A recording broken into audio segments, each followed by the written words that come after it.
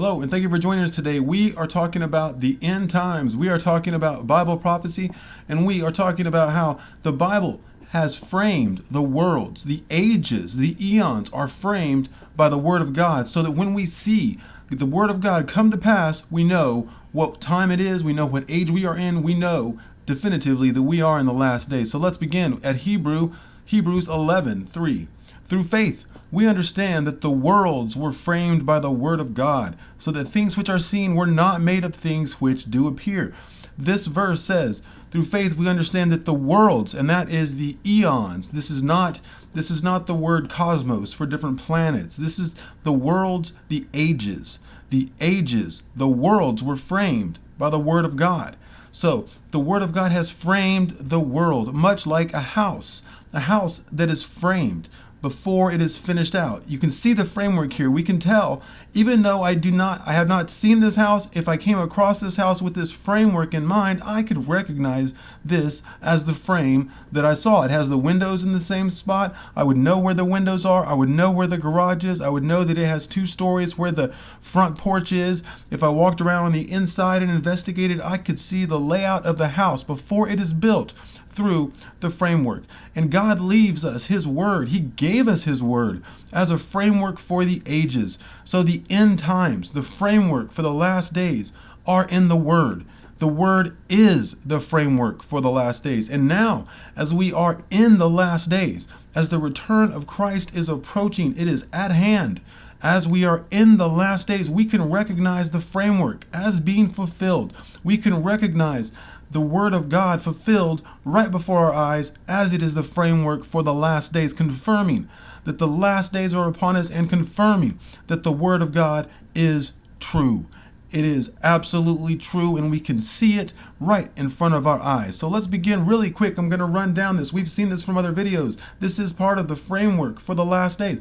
We can see that our land has been covered with a vine of sorts, an electric vine, a system of wires that carry power. They carry power to us. We live in the midst of that electric vine. We live in the midst of it, and is wrapped up all around us. It has wrapped itself around every area of our lives. It is, in fact, it is our foundation. It is the foundation that we built the world upon. It is the cornerstone that we built our world with. The cornerstone is different than the foundation. The cornerstone is the thing that sets the building for measurements and sets it in place and makes everything even and the way that it is supposed to be, so there's no crooked corners. It is the thing that is measured, and the electricity is measured all around us, measured into ones and zeros, measured into Wi-Fi signals with different frequencies, different bandwidths. This is the cornerstone of the world, electricity, and of course it is the light of the world. It is the vine that the people of these days, they live in this vine. They receive their power from this vine. They are not attached to the earth as like agriculture and stuff for sustenance. They are attached to electricity. They are attached to the wiring. They are attached to the vine of the last days. And as long as they have been attached to that vine, they have produced much fruit. Our devices, our electronics are fruit of the vine of electricity. They are the fruit, and that makes us the branches, because the fruit does not connect to the vine on its own. We connect the fruit to the vine. We are the branches in this vine that is all around us in these last days.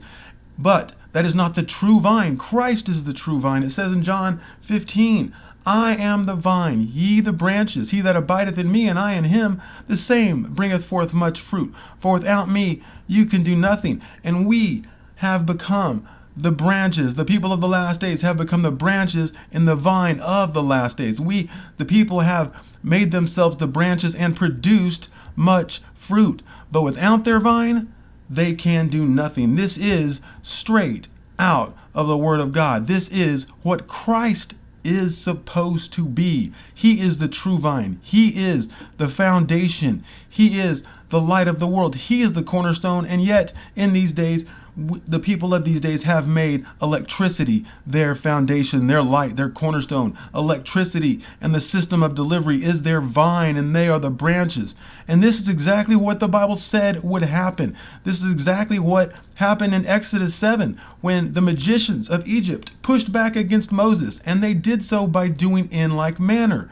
They did so in like manner as they saw Aaron cast down the rod, it became a serpent. Then Pharaoh also called the wise men and the sorcerers. Now the magicians of Egypt, they also did in like manner with their enchantments. For they cast down every man his rod, and they became serpents.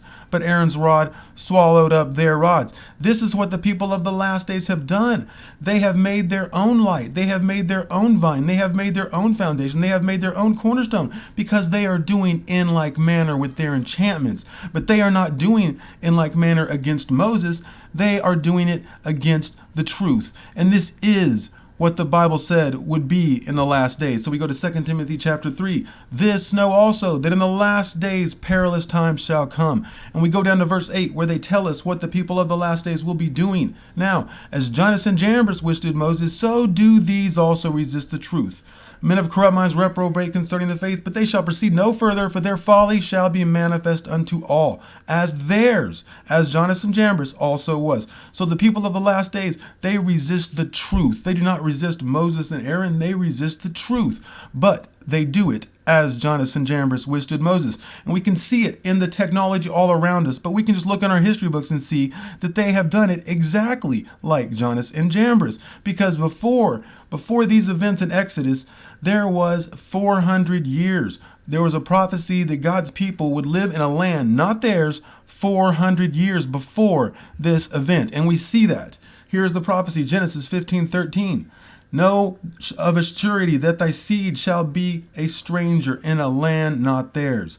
We see that for 400 years, and now we see that in our time as well, because these are the last days. The writing is on the wall for us, and the people of these days have done in like manner with their enchantments, as Jannes and Jambres did. We see there the 2 Timothy chapter 3 tells us that they would do in like manner, and the history books tell us that they have. In 1492, Columbus bringing the name of Christ to a land not theirs. 400 years later, 400 years in a land not theirs. After that, we got the World's Columbian Exposition, the World's Fair.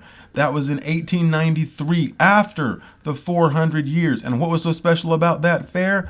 Electricity. Electricity was put on display to the public, the first ever large-scale display citywide of electricity powering and lighting up the fair. This was the first of its kind. It was called the Magic City. They do in like manner. They do in like manner with their enchantments. They have done just as the magicians of Egypt have done, because they called it the Magic City. They called it the Magic City, and they have a huge statue in the middle of it, a huge statue with a rod in its hand as if to cast down that rod, because they are doing in like manner with their enchantments. They are doing as Jannes and Jambres, the magicians of Egypt, withstood Moses. These people in the last days have built the Magic City. They have a statue indicating they are casting down their rods. The two people responsible for so much of this technology were actually called wizards, electrical wizards.